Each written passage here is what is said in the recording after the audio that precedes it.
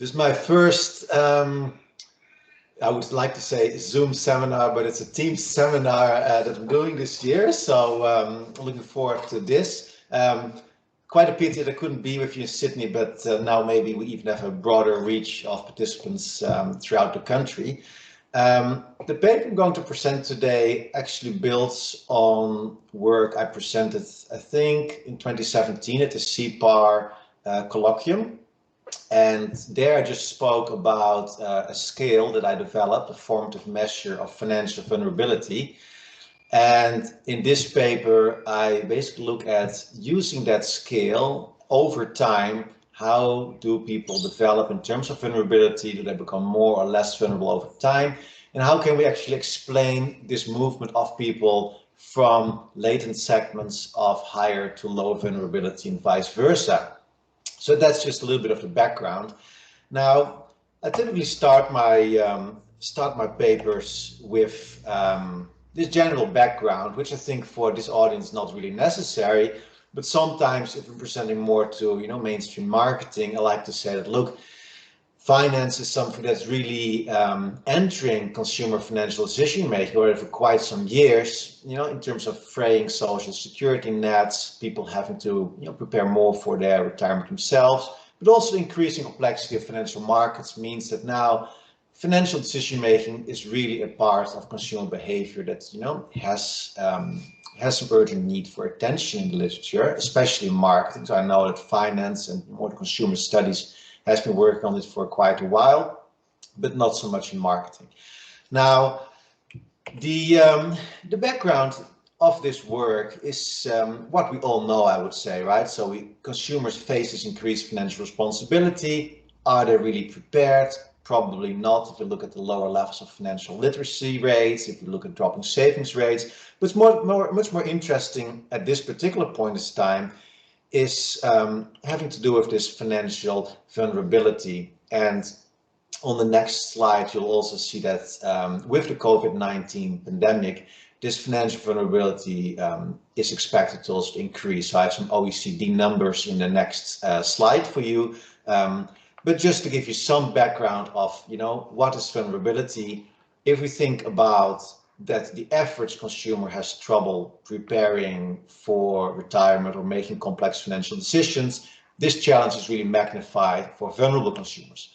So vulnerable consumers, this is a concept that in the early 2000s emerged from marketing, and it was seen as a limited ability to engage in the marketplace or a state of powerlessness driven by individual characteristics. So you could think about people with ill health, older people, cognitively challenged people going through significant life transitions, maybe divorce, spousal bereavement, but also external conditions. So we also have discrimination in the workplace, and all these things basically mean that people could take and be advantage of in marketeers or in the marketplace. They could be receiving poor standards of service. And that's the general concept of vulnerability. So this could be people with English as a second language, people with low education, low income. And the trouble really is that those vulnerable consumers are more likely to make poor choices and suffer when providers don't act with appropriate care. Their financial stability is quite tenuous, and in general, they're driven more to short-term circumstances. And this, of course, in the financial context, if you think about the retirement preparation context, is a recipe for disaster. And I'm not sure how big it is on your screen, but on the right-hand side, you see also the scale of consumer vulnerability in the UK, telling you a bit about how only few people know their ABC of financial literacy. And that is work done by the Financial Conduct Authority in the UK. And we've been building on that in our previous research. Now, if you want to then summarize in say one sentence, what is financial vulnerability? You could say it's the likelihood that a particular individual will experience financial hardship. That's of course, quite qualitative still. So what we've done in our previous work is we actually developed a scale of vulnerability.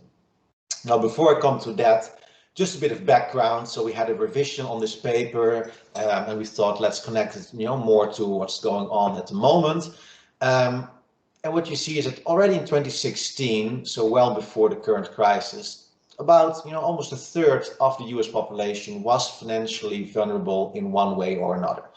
And this number, of course, expected to increase substantially due to the COVID-19 crisis. So this is a good time, maybe a bit odd wording, but it's an appropriate time to now look at how could we also buffer consumers maybe from becoming more vulnerable, and also how can we help them move from high vulnerability to low vulnerability. And in this paper, we're going to look at how people's psychological characteristics can actually explain both their membership of different states of vulnerability, but also how they move over time between states of vulnerability. Now, I've been talking a bit about this scale, this measure that we came up with. The details will be in the next slides. But if we look back about this Financial Conduct Authority report in 2015, and I'm happy to also send around the paper after the talk. I can give it to Inka and she can distribute if you're interested. So all the references are in there. Typical risk factors might be low financial literacy and numeracy. So this is what we typically have been focusing on in the finance, consumer decision-making literature. But also factors like high debt make people vulnerable to predatory lending, low income, struggling to make ends meet, impactful personal circumstances. So there are actually 9 risk factors of vulnerability. Some of them have multiple items. So what you'll see later on is that we get to a financial vulnerability scale between 0 and 12. Now, what's quite important is that if you think about financial difficulty, it has quite a big impact on consumers that are affected by it, not only in terms of finances, but also in terms of the psychological impact.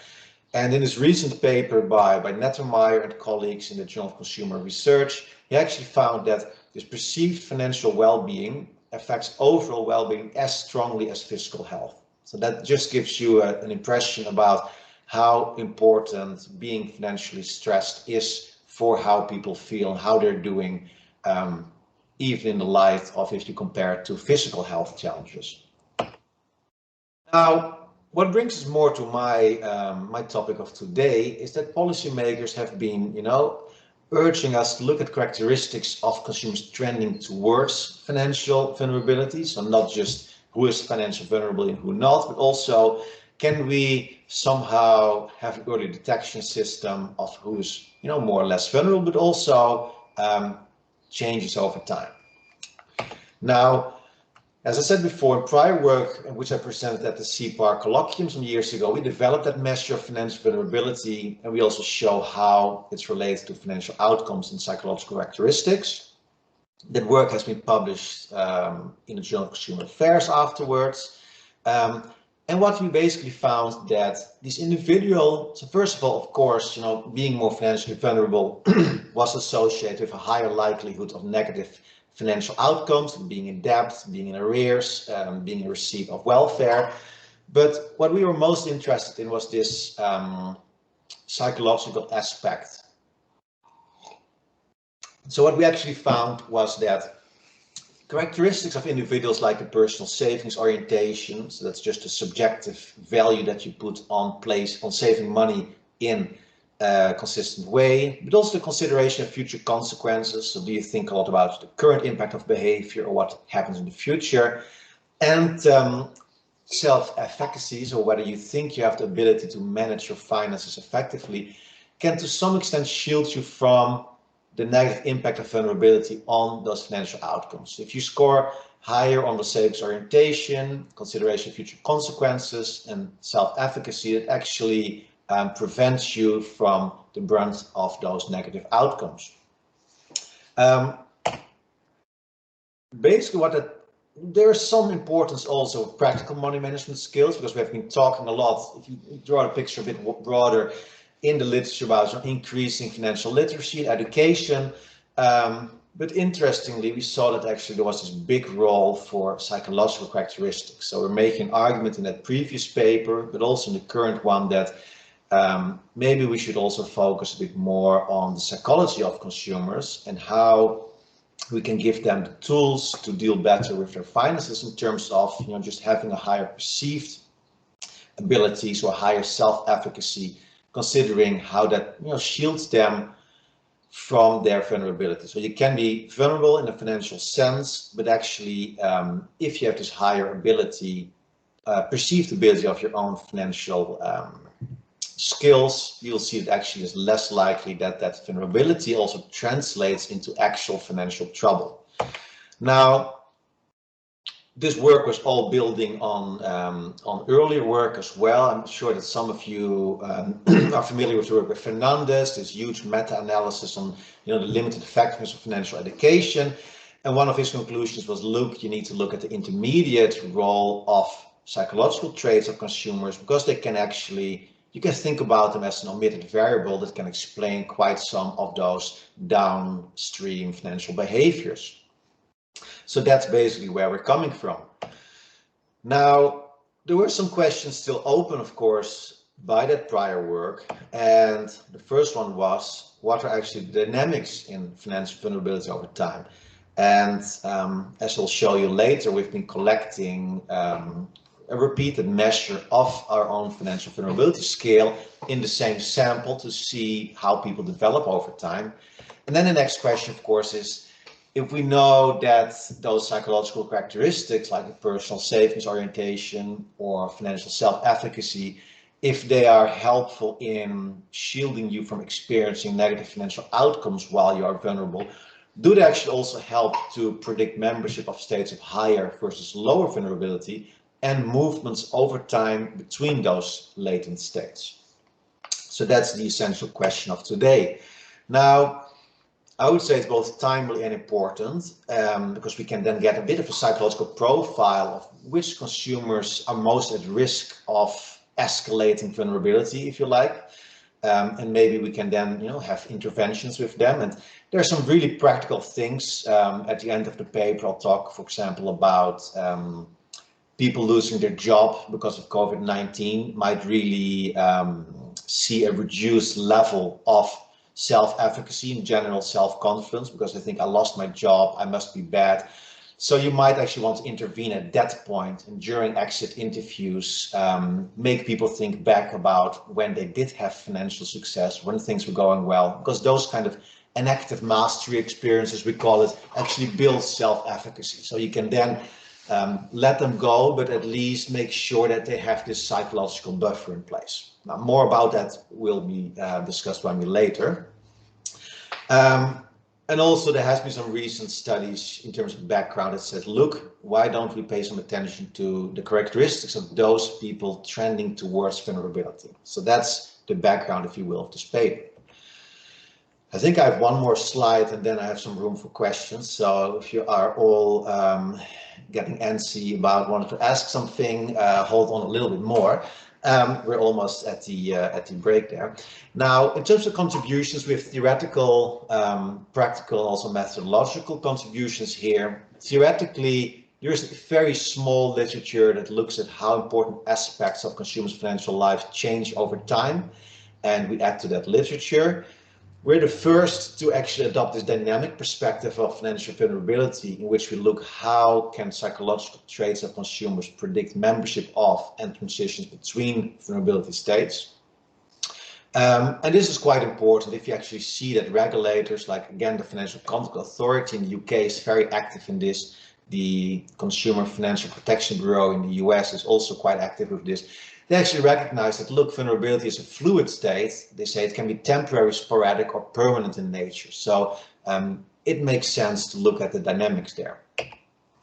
Now, in terms of a methodological contribution, some areas of marketing have used latent class models quite a bit, but this literature in at the intersection of marketing and finance on financial decision making typically has not looked into this latent heterogeneity and transition analysis, and we actually show that it helps you to partition the variance and look at what kind of groups do we have in our sample of different vulnerability and how can we explain people moving between those groups over time.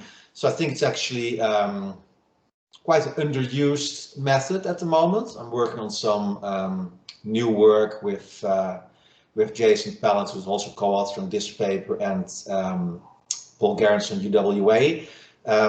I forgot to say that this is also co-work, by the way, with Simon McNair from the Behavioral Insights team in the UK. So I forgot my co-author, sorry about that. Now I've acknowledged them. And then in terms of practical contribution, we hope that we offer some actionable insights into the drivers of changes in vulnerability over time. And what we actually show is that as a policymaker or a stakeholder, if you will, you can get quite some traction focusing on a few fundamental psychological characteristics of individuals, like their financial self-efficacy.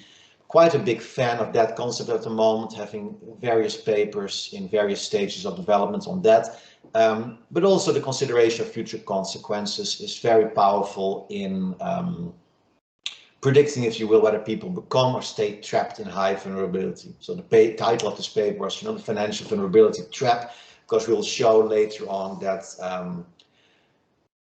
it's quite, the likelihood of moving from high to low vulnerability is quite low, while the likelihood of moving from low to high vulnerability is quite high. And once you're in high vulnerability, you tend to stay there. So that's why we call it the financial vulnerability trap. Now, that being said, it's wonderful online seminars. No one dares to interrupt. But here's my question box. So fire away. Well, just when you said that, Katja raised her hand. So, Katja. Yes, hi, Arvid. I have a clarification question about what financial vulnerability is, because you had different definitions. And so my question is it being vulnerable to bad advice and bad sales? So being, for example, vulnerable to predatory lending? Or is it being vulnerable to financial distress and being poor? Because these are two different concepts, and I thought they were a bit mixed up in the definitions. Yes, that's a good one. So if you are financially vulnerable, it's more likely that you will indeed be taken advantage of by bad advisors. Yes. And it's also more likely that you'll experience financial distress. If you look at our measure of financial vulnerability, and I will go through that in a minute, it's basically, we have these 9 risk factors, and this can be, being in high debt, having low income, having low numeracy, having low literacy, English as a second language, and it's a formative measure. So essentially, we're scoring you from 0 to 12. And the idea is that if you are scoring positively on more of those risk factors, you're more vulnerable. But vulnerable to what exactly? To bad decisions, or to bad participation in? Because you had a definition which was about a limited ability to engage in the marketplace. And yes. for example, I do research on reverse mortgages. Often people argue that the customers are vulnerable because they're old and maybe the cognition isn't as good anymore, and yes. and so but they are not actually poor, like they have they have wealth. And so I'm just unclear. And so you had this longer definition and then this one sentence definitions, and they seem to define it differently. And so I'm just curious which one it is.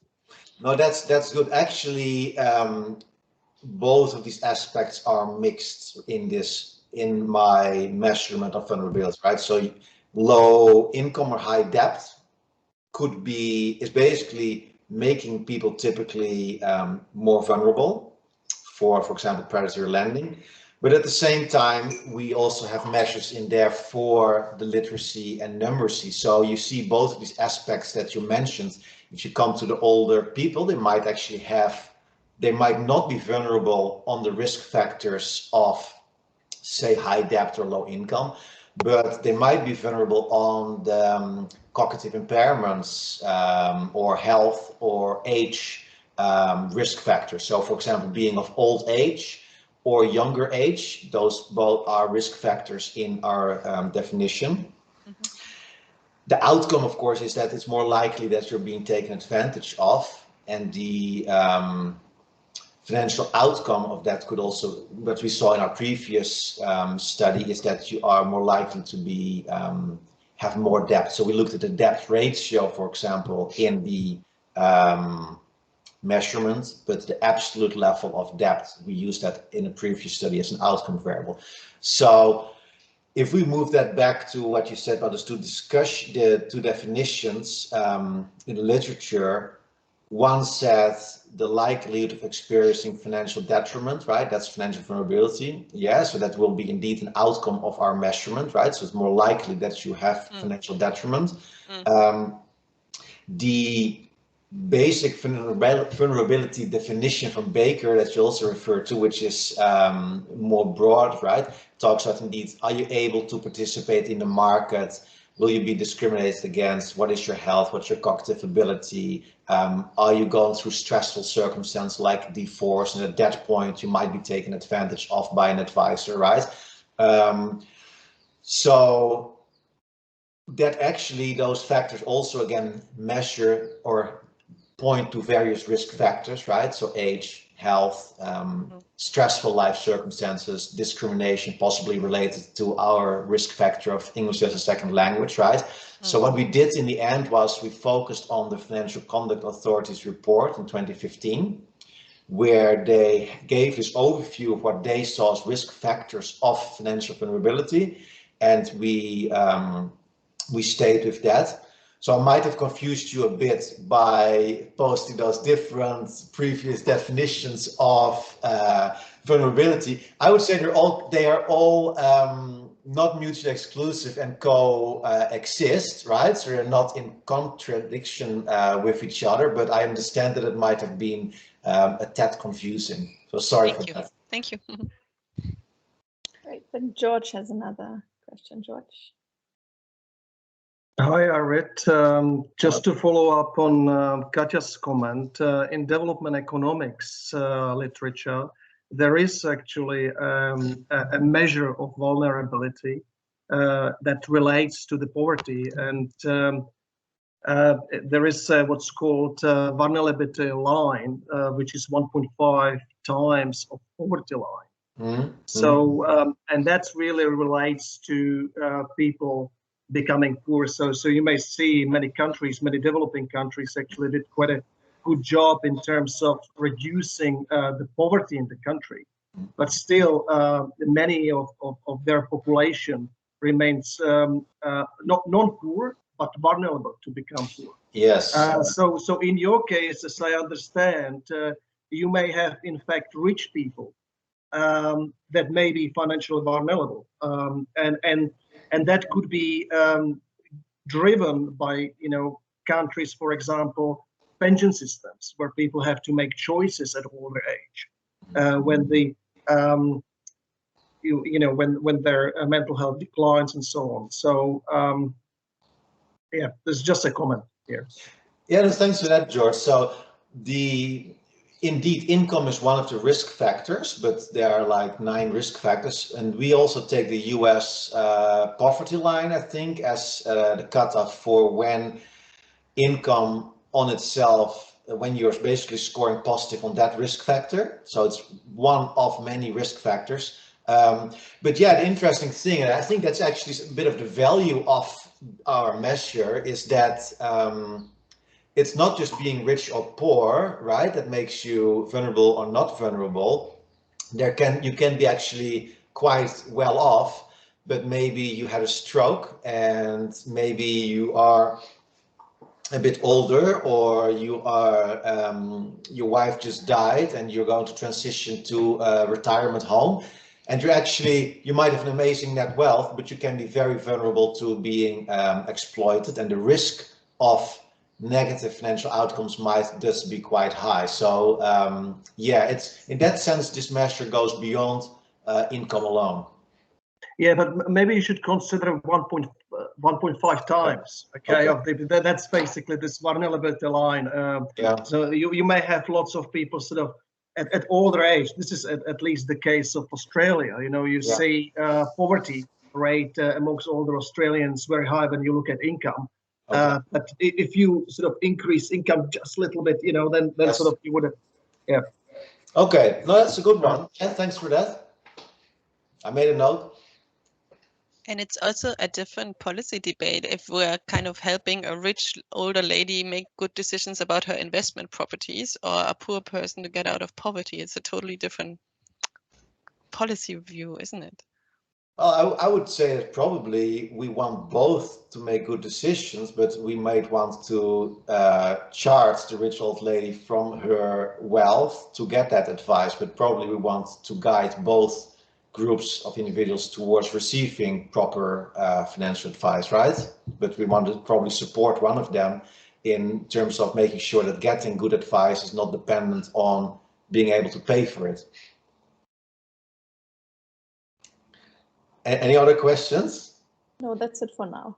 All right, thanks. Keep them coming. Just this is good stuff. So I'm making some notes here. All right, so I'll move on.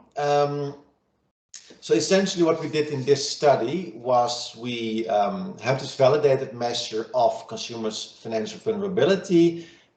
We developed that based on the FCA, the Financial Conduct Authority's guidelines that was published in this Journal of Consumer Affairs. And we follow these people in the US over time. So we have two waves. We did it through Qualtrics. First wave was in 2017, with about 500 people. And then we actually, in the new year, in February 2018, we saw those people again.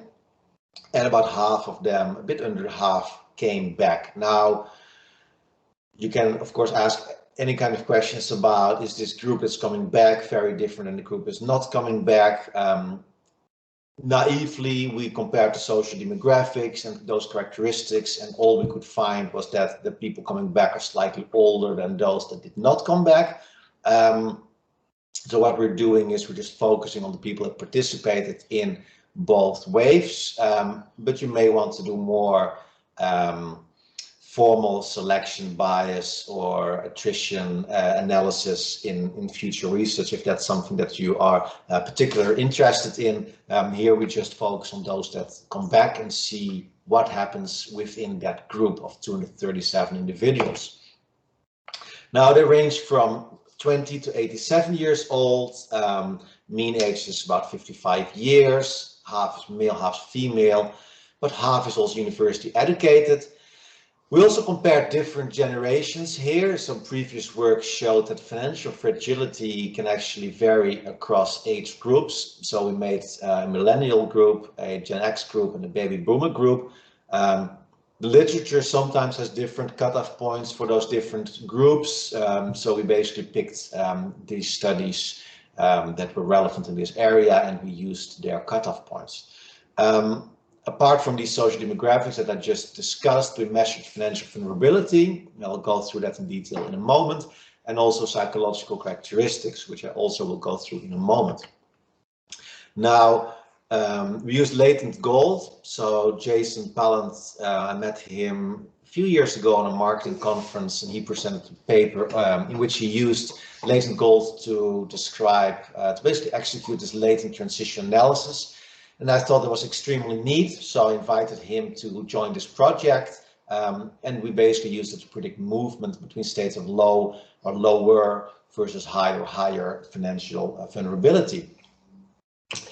Now, I should probably have had this slide a bit earlier, given the questions that I got, but these are the 9 risk factors according to the, it's basically the overlap of the Consumer Financial Protection Bureau in the US and the Financial Conduct Authority in the UK.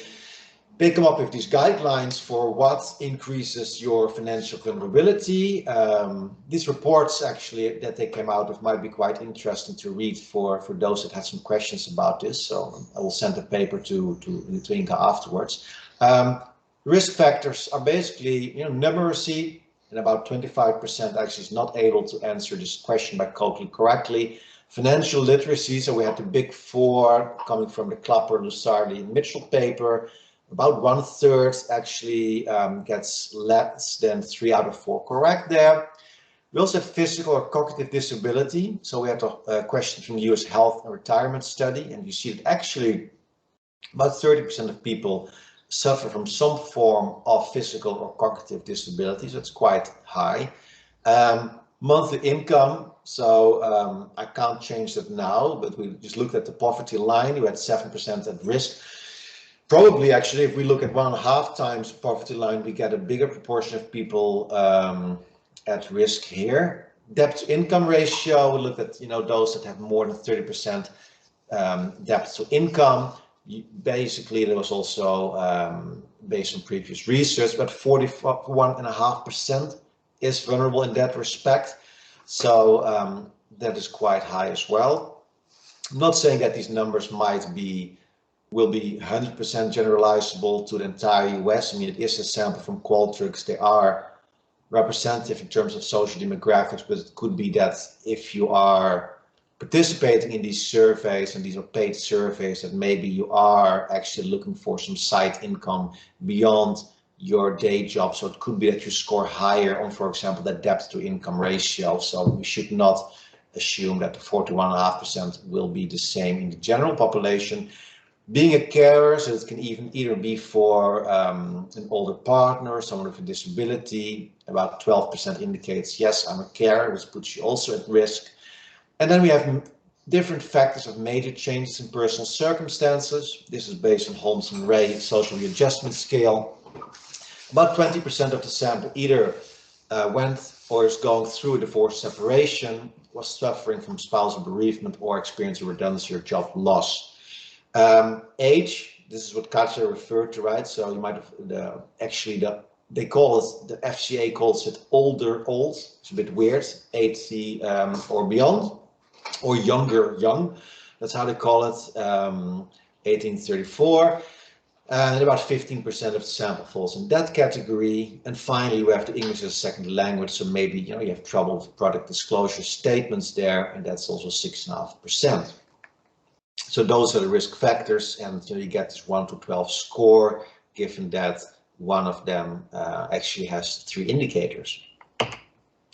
Now, we'll also look at psychological characteristics, 4 key psychological characteristics. We looked at personal savings orientation from Dolakia. I quite like that scale. It's about the positive sentiment or merit attributes of being a proactive saver. An example would be, I do not spend money thoughtlessly, would rather save for a rainy day.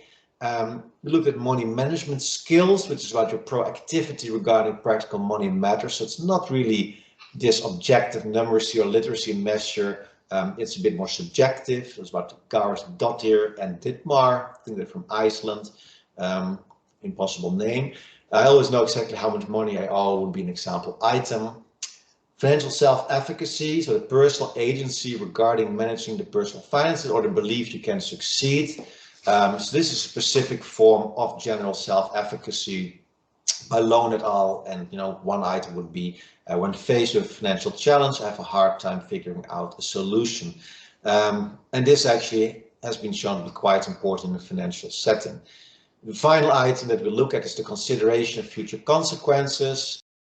So in economics, we typically call it probably future time perspective, or we let people choose between these options of how much money you have now versus in retirement. They kind of measure the same thing. This one is a bit more general. It's about the extent to which you consider distance versus immediate consequences of behavior. It's from Strathman et al. From psychological science. And an example item would be, often I engage in a particular behavior in order to achieve outcomes that may not result for many years. So it also has this patience component that's important in the financial context. Now, I'm not sure how we're doing on time. Inge, is it right that we have 20 minutes only left? Yeah. All right. So the reviewers asked us to come up with some theoretical predictions. Initially, we thought, well, this is more a data exploration exercise, but basically what we expect, and you can, look at the slides later, Inge sends them around, is that if you have a higher consideration of future consequence, you're probably more likely to be in a state of lower instead of higher vulnerability. It's probably less likely that you transition from a state of lower to higher vulnerability over time, given the association of this trait with things like conscientiousness and financial responsibility. Now, the self-efficacy has been shown to also relate to being better able to cope with stressful situations and more financial responsibility. So we have a similar prediction here. Then we have this personal savings orientation, and as expected, it's not very surprising. Those with higher PSO avoid problematic financial behaviors to a greater extent, and they also expect to be more secure in their financial future. So again, they think that if you score higher on that trait, it's less likely that you will be in a higher vulnerability state, and you're also less likely to go from a state of lower to higher vulnerability over time. And finally, we have these money management skills. It has been previously shown to be negatively associated with your indebtedness, and also you're typically less likely to be financially exploited. So the Ellbogental paper might be interesting for Katja as well, given her interest in this, being exploited. So it's a neat paper. And again, high money management skills individuals are more likely to be in a state of lower instead of higher vulnerability, and less likely to transition from this state of lower to higher vulnerability over time. Now, a little bit about this latent transition analysis. It's basically the dynamic brother of the latent class analysis, in which you try to see what kind of heterogeneity do you have in your sample. Do you have different groups of individuals that you can identify and that might have different behavior. But here you do this over time, and basically you assign individuals into groups, which you call latent states, at each time period based on observed variables, indicators. And in this case, we will be identifying those states based on people's financial vulnerability level. And then you want to actually check from period 1 to 2 how and which people and what characteristics drive that movement across states. And this is called transitions. And you also typically want to identify the determinants of these transitions, so covariates. And this can be both the usual social demographics, but also we are particularly interested in those psychological characteristics that we mentioned before. So this is basically what I just told you. So we have these 2 time points in our study, if you recall, the initial survey, the follow-up survey. We look at the financial vulnerability level. And then we want to predict basically who's more likely to transition from state A to B based on the social demographics and psychological traits. Maximum likelihood model estimation, different starting points to make sure you have a global instead of a local optimum. Don't think that we have time to spend too much detail there. It's my second question point before we move to the results. So if there are any questions accumulated, I'm happy to take them before I go to the results. So I think we can actually make it on time. Were there any questions, Inka? At the moment, not. All right, good. Everyone happy? Great. I'll keep moving and then you can trash me at the end. So results. Now, the first thing you want to do is actually identify how many states are there. So what you've probably noticed that we assumed in these theoretical predictions that there would be 2 states, right? Lower versus higher vulnerability. That was also the reason why we did not have predictions or hypotheses in the beginning, because you actually don't know before you do the analysis how many states there are, right? It could be that you have 3 states, like extremely high vulnerability, medium, and a group of very low vulnerability, or a group of no vulnerability at all, and a group of high and lower vulnerability. But the reviewers insisted, and then we comply, right? That's how it works. So what we did is we look at this Bayesian information criterion. You want to actually minimize that, and then the model tells us that 2 states leads to an optimal fit. You typically also want to see whether the states have a reasonable size, right? So sometimes you see that you might have slightly better model fit if you have 3 states, not in this case, but it happened to me before. But then you have, for example, 1 state that has only 1% of your participants in it, and obviously that might improve fit, but it will not really improve your interpretability or your actionability. So that's something that you typically want to look at as well. Now, we actually found 2 states. One had about 50% of participants, and the average vulnerability was 1.22. So of those maximum possibility of 12, the average was 1.22 areas or risk factors for which participants scored positively. So we labeled this segment lower vulnerability. And we then have another state, it says a little bit less, but almost 50% as well, participants in it. And here you see that the average vulnerability is quite a bit higher, it's 3.13. So we'll label this higher vulnerability. Now, before we move on to the actual analysis, in terms of the model, we also wanted to show a little bit that there actually is some change in vulnerability over time, because all else, what are you basically trying to explain? So what we noticed was that on average in the first survey, people were vulnerable in 1.89 areas, so about 2 risk factors, which increased slightly but significantly to about 2.5 areas in the follow-up. Now, interestingly, if you look at the distribution of changes in financial vulnerability between the initial and the follow-up survey, you see that the range is people going down by a maximum of 3 risk factors, so they're no longer vulnerable. So maybe the divorce has all been handled, maybe they have no longer any physical disability at the moment, or they stopped being a carer, or they increased their literacy. All those things could help there. And at the other extreme is that some people actually went up by 4 on that 0 to 12 risk factor scale, and about a quarter of participants' score actually stayed the same. Now, we also looked a bit in the top decile and the bottom decile, and you see variation there. All of this is basically to say that, look, there are significant changes in financial vulnerability over time. There's also quite some heterogeneity in the direction of these changes. It's not that everyone goes up or everyone goes down. Some go up, some go down, which basically gives us some face validity of looking into those dynamics of vulnerability over time using that latent transition analysis. I have about 12 minutes, so let's see whether I can speed up a bit so there's time for questions. It will be hard, but this is the how the model looks. So we have this group of lower vulnerability and higher vulnerability. First, we see again, we have this 50.8% of people in that group. We see that if you are a Gen X, if you have higher financial self-efficacy, and if you have higher education, it's more likely that you are in the lower vulnerability group. While if you're a millennial or if you're female, it's less likely that you're in the lower vulnerability group. So this is about predicting state membership.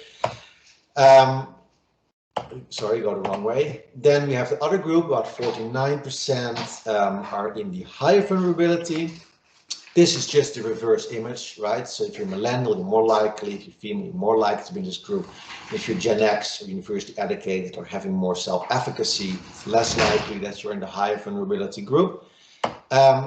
We see that actually 54% of those in the lower vulnerability group remain in that group. So if there's anything positive, then this is that actually about half also stay in the low vulnerability. So there's some resilience, if you will. But also about 45% move from lower to higher vulnerability in those 3 months between our initial and follow-up survey.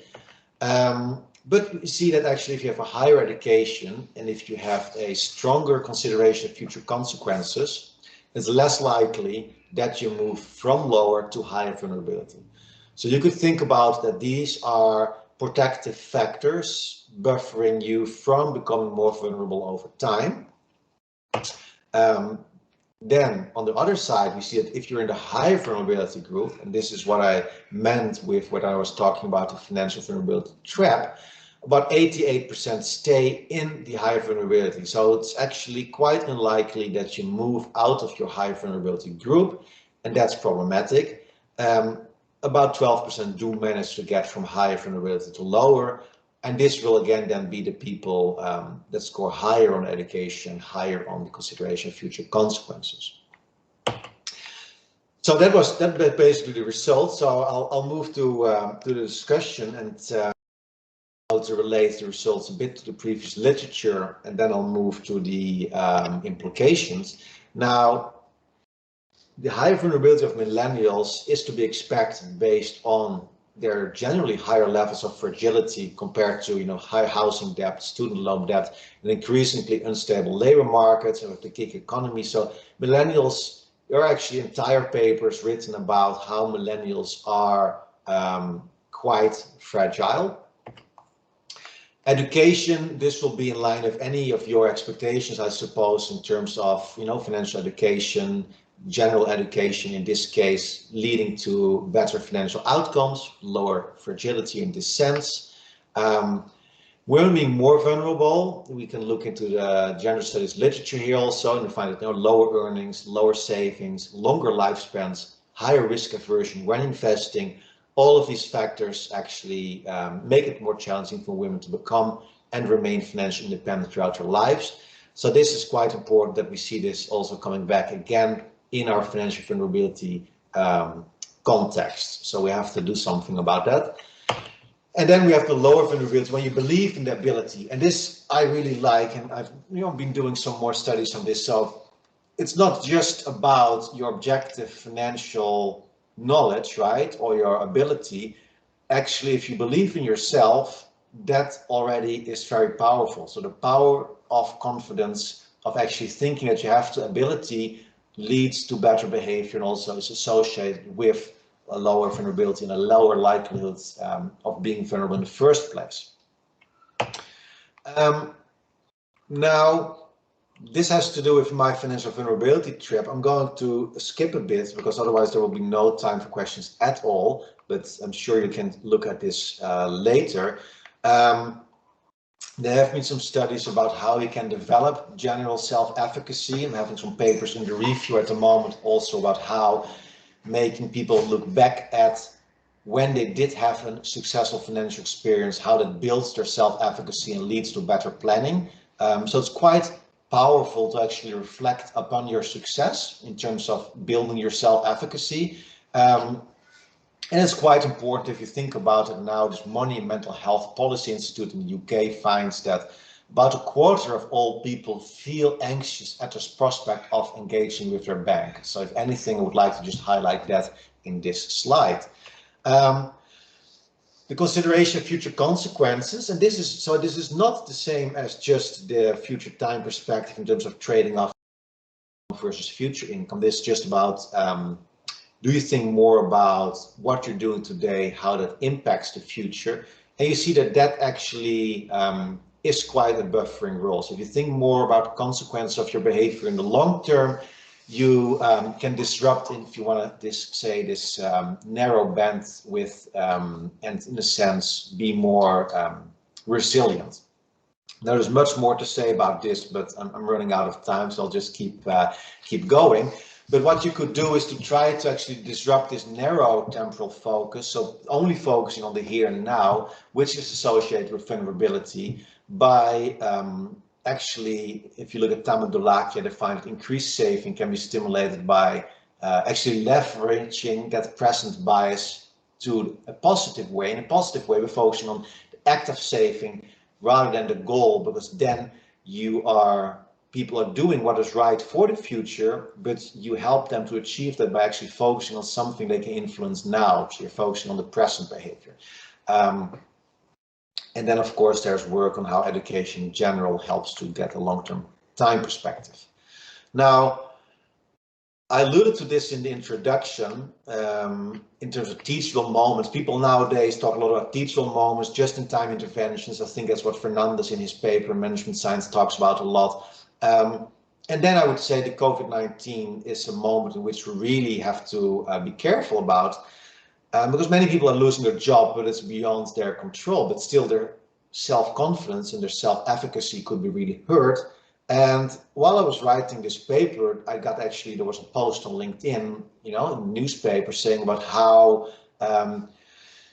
basically, people have to realize that losing their job at this moment is not their fault and does not tell something about their ability, but it's an external circumstances. But this could be leveraged in, for example, exit interviews to make sure that staff does not think that their whole life is a failure, which could then lead to going to the pokies and going into extra debt and basically having an even more consequential negative financial outcome than related to losing a job in the first place. And interestingly, the UK is again a front runner here. They have this financial first aider workplace scheme in which they try to exactly do that. So in a sense, have someone come in and help people just in time when they're going through difficult circumstances. And what I said before, you can also think of coaching to build that self-efficacy.